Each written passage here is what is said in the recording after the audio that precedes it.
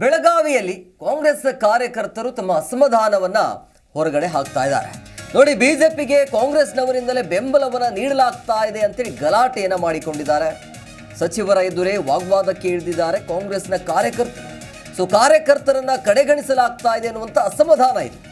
ಸಭೆಯಲ್ಲಿ ಕೆಲ ಕಾಲ ಗೊಂದಲದ ವಾತಾವರಣ ನಿರ್ಮಾಣ ಆಯಿತು. ತದನಂತರ ಸಚಿವ ಸತೀಶ್ ಭಾಷಣದ ಆರಂಭದ ಬಳಿಕ ಸ್ವಲ್ಪ ಮಟ್ಟಿಗೆ ಆ ಪರಿಸ್ಥಿತಿ ಕೂಡ ತಿಳಿಯಾಯಿತು. ಬೆಳಗಾವಿ ಕಾಂಗ್ರೆಸ್ ಪಕ್ಷದ ಕಾರ್ಯಕರ್ತರಲ್ಲಿ ನಡೀತಾ ಇರುವಂಥ ಅಸಮಾಧಾನದ ಜ್ವಾಲೆ ಇದು.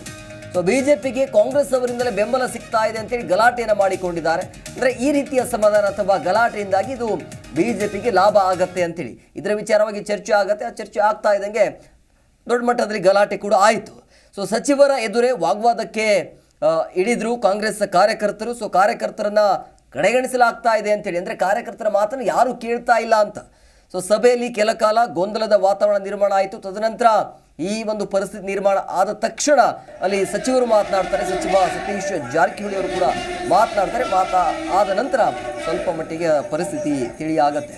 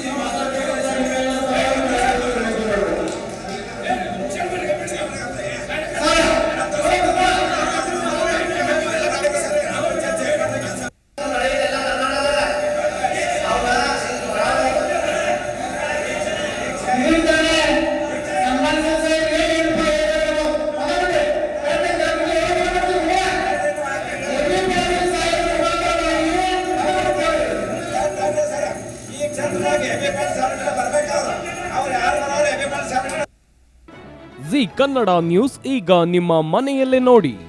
ಎಲ್ಲ ಕೇಬಲ್ಗಳಲ್ಲಿ ಈಗ ಲಭ್ಯ. Sun Direct 292, Jio TV 1334, U digital 162, city cable 51, GTPL 17, Abhishek cables 821, Rockline telecommunication 51, Shri Basaveshwara number 60, Vinayaka digital number 53, in digital number 896ರಲ್ಲಿ. ನಿಮ್ಮಿಸ್ತದ ಜಿ ಕನ್ನಡ ನ್ಯೂಸ್ ನೋಡಿ ಆನಂದಿಸಿ.